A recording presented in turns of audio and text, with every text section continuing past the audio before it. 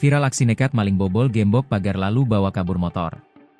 Beredar di media sosial sebuah video yang menunjukkan aksi pencurian sepeda motor di Kabupaten Lumajang, Jawa Timur, menjadi viral di media sosial.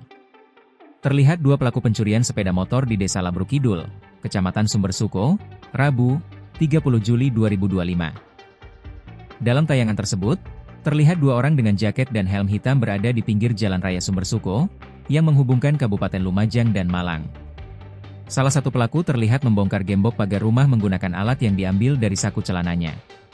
Setelah berhasil membuka pagar, pelaku masuk ke dalam rumah dan mengambil satu unit sepeda motor metik berwarna putih sebelum melarikan diri. Ironisnya, sebelum meninggalkan lokasi, pelaku sempat menutup kembali pagar yang telah dibobol. Aksi pencurian sepeda motor Beat putih berplat nomor N3956YBA. Pelaku masuk ke dalam rumah korban dengan cara membobol pagar rumah yang digembok, tulis akun Instagram Visit Lumajang dalam postingannya.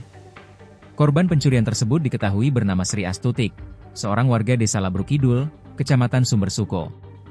Kasih Humas Polres Lumajang, Ibda Untoro Abimanyu, mengonfirmasi bahwa korban telah melaporkan kejadian tersebut ke kantor polisi setempat.